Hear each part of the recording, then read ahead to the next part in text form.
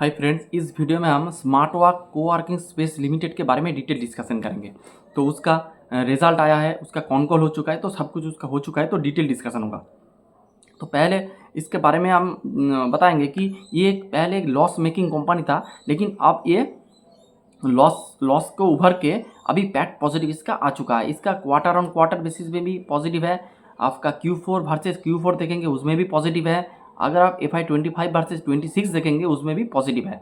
और अगर आप इसका बिजनेस मॉडल देखेंगे तो ये जो फ्लेक्सिबल वर्क स्पेस जो सेगमेंट है उसमें ये लोग काम करते हैं। यानी जो बाहर से जो GCC या फिर MNC आते हैं वो लोग, सपोज कोई बाहर से कंपनी आ रहा है, गूगल, मेटा, टेस्ला, इस तरह का कोई कंपनी आ रहा है, वो इंडिया में आके जो जब उसका ऑफिस वगैरह सेटअप करेंगे तब तो वो लोग ट्राई करते हैं कोई जैसे स्मार्ट वर्क ऑफिस इस तरह का जो कंपनी है उसके पास ये लोग जो सीट को रेंटल में ले लेते हैं। अगर आप सीट को रेंटल में नहीं लेंगे तो आपको पूरा कंस्ट्रक्शन वगैरह करना पड़ेगा, तो उसमें आपको हेवी इन्वेस्ट हो जाएगा, फिर आपका बहुत टाइम लग जाएगा। तो इसमें क्या होता है, बिजनेस में बहुत इम्पैक्ट आ जाते हैं। इसीलिए जो MNC और GCC जो कंपनी है वो आके सीधे आपका जो वर्क स्पेस वाले जो फ्लेक्सिबल जो वर्क स्पेस है इसको ये लोग लीज करके ले लेते हैं। तो और आके झटाझट अपना काम वगैरह स्टार्ट कर देते हैं। तो यही इसका बिजनेस मॉडल है। और इस सेगमेंट में बहुत सारे कंपनी है जैसे smart work coworking space, IndiQube, WeWork, फिर आपका EFC, फिर ऑफिस, AWFIS करके कंपनी है। तो बहुत सारे कंपनी इस सेगमेंट में है। तो फिर चलते इसका, I hope you get the business model. फिर हम डिस्कस करते हैं इसका Q4 का जो रिजल्ट आया है। तो इसका Q4 का रिजल्ट पहले बताता हूँ, बहुत अच्छे आया है, लेकिन इसका गाइडेंस मेरे को थोड़ा डिसअपॉइंटिंग लगा है। तो चलिए डिस्कशन करते हैं। पहले इसका रेवेन्यू के बारे में देखेंगे तो रेवेन्यू 45% से ग्रो किया है और FY26 में 31% से ग्रो किया है। और इसका EBITDA अगर आप देखेंगे तो 46% से ग्रो किया है, FY26 में 35% से ग्रो किया है। EBITDA मार्जिन 19% है, प्लस 290 बेसिस पॉइंट ग्रो किया है, जो कि अच्छा है। और पैट -8.3 करोड़ था Q4 ऑफ FY25, लेकिन Q4 ऑफ FY26 इसका पैट आ चुका है 16.6 करोड़, जो मैंने पहले ही बताया। इसका quarter on quarter, year on year और FY25 वर्सेस FY26 इसका पैट जो कि ग्रो किया है। और अगर आप FY26 वर्सेस देखेंगे, 26 का कैलकुलेट करेंगे तो -63 करोड़ था, वो बढ़ के आ चुका है +10.5 करोड़। तो ये बात है। फिर इसका ROCE का नंबर देखेंगे, यानी कि रिटर्न ऑन कैपिटल एम्प्लॉयड 50.4% था, वो बढ़ के हो चुका है 21%। तो इसका ROCE का नंबर भी धीरे धीरे इंप्रूव हो रहा है। FY26 के कैलकुलेशन देखेंगे तो 7.3 था, बढ़ के हो चुका है 16%। तो ये होगा। फिर और कुछ इसका जो पैरामीटर है देख लेते हैं। इसके पास अभी टोटल 66 सेंटर है और टोटल 15 सिटीज़ में ये कैटर करते हैं। और इसका ऑक्यूपेंसी अगर मैच्योर ऑक्यूपेंसी इसका 89% है। और मैच्योर मीन्स जो ऑफिस या फिर जो सीट्स जो मैच्योर हो गया, 1 साल के पुराना हो गया, उसे कहते हैं मैच्योर। तो और ओवरऑल ऑक्यूपेंसी देखेंगे तो 82% है, जो कि बहुत ही अच्छा है। और अगर इसका सीट रिटेंशन रेशियो है वो है इसका मोटा मोटी 88%। और इसका रेवेन्यू ब्रेकअप देखेंगे तो इसका IT का रेवेन्यू 23% है, नॉन IT का है 77%। अगर आप देखेंगे, आप इंडिया में IT के ऊपर बहुत सारे बवाल चल रहा है। तो कोई लोग कह रहा है कि IT में बहुत सारे ले ऑफ होगा, यानी कि जो इसका जो कर्मी है, जो इसके एम्प्लॉय, उसको छटाई होगा। तो इस तरह का बुरे सिचुएशन के थ्रू IT स्पेस जा रहा है। और इसका जो इस तरह का जो फ्लेक्सिबल ऑफिस स्पेस का ज़्यादातर जो रेवेन्यू IT रेवेन्यू से आते हैं। लेकिन इसका स्मार्ट वर्क से अगर आप देखेंगे तो उसका IT का कंट्रीब्यूशन थोड़ा कम है, और जो थोड़ा सेगमेंट है तो उसमें भी इसका ज़्यादा है।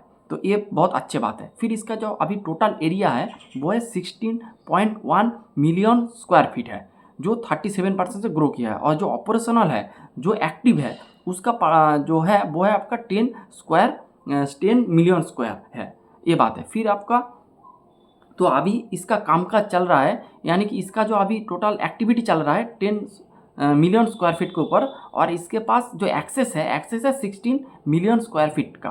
तो ये बात है। तो यही मोटा मोटी इसका रिजल्ट। अब चलते इसका कौन कॉल में।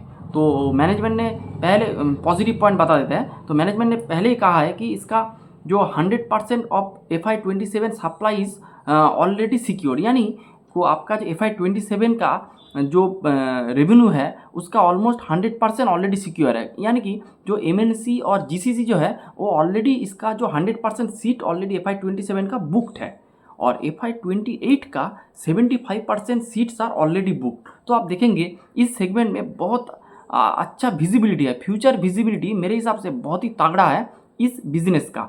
लेकिन अभी जो IT का जो एक बुरे फेज से चल रहा है, इसका इफेक्ट इस बिज़नेस के ऊपर आ रहा है। मेरे हिसाब से नहीं आना चाहिए था, फिर भी ये आ रहा है।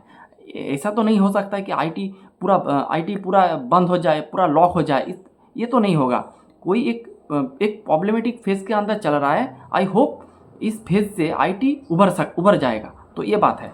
फिर मैनेजमेंट ने कहा है को इसका जो 90% रेवेन्यू है वो है आपका एनुअलिटी, यानी जो रेंटल रेवेन्यू है, जो आपका जो एक कॉन्ट्रैक्ट के थ्रू जो आते हैं, इसे कहते हैं एनुइटी इनकम। इसमें क्या होता है, रेवेन्यू का जो विजिबिलिटी बहुत अच्छा है और रेवेन्यू का स्टिकीनेस भी बहुत अच्छा होता है, तो ये बात है। फिर मैनेजमेंट ने कहा है कि इसका जो फ्री कैश फ्लो है वो अगले 3 क्वार्टर में, यानी कि FY27 में इसका कैश फ्लो, इसका net free cash flow positive हो जाएगा। अभी इसका फ्री कैश फ्लो नेगेटिव में है, तो ये बात है। उसके साथ मैनेजमेंट ने कहा है इसका जो कॉन्ट्रैक्ट जो रेंटल रेवेन्यू है, यानी कि इसका जो कॉन्ट्रैक्ट है इसका रेवेन्यू का, वो 52,000 प्लस है इसका रेंटल रेवेन्यू का ऑलरेडी इसका कॉन्ट्रैक्ट है।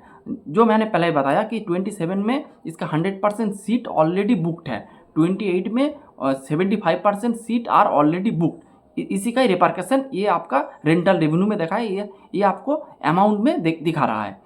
फिर इस जो नेगेटिव पॉइंट मेरे को लगा है, एक है इसका ग्रोथ। मैनेजमेंट ने कहा है मोटा मोटी 25 से 30% में ये लोग अपना रेवेन्यू ग्रोथ करेंगे FY27 में। तो मेरे हिसाब से जो इस तरह का जो कंपनी है, वो जैसे WeWork, वो भी 45-46% से ग्रो करता है। फिर आपका ऑफिस देखेंगे, इतना बड़ा कंपनी, वो भी ऑलमोस्ट 30% से ग्रो करता है। WeWork भी 30% से ग्रो करता है। EFC लिमिटेड करके जो कंपनी है, जो छोटे वाले कंपनी है, 2000-3000 करोड़ का मार्केट कैप होगा, उसका भी ग्रोथ अगर आप देखेंगे वो 50% के ऊपर ग्रोथ करता है। अगर आप इस पूरा इंडस्ट्री को देखेंगे, इसमें सबसे हाईएस्ट ग्रोथ वाला जो प्लेयर है वो है आपका EFC लिमिटेड। तो उसका भी गाइडेंस मोटा मोटी 40% का गाइडेंस है। लेकिन स्मार्ट वर्क्स का मेरे हिसाब से गाइडेंस थोड़ा मेरे को सब्स्टिट्यूट लगा, यानी थोड़ा डाउन लगा।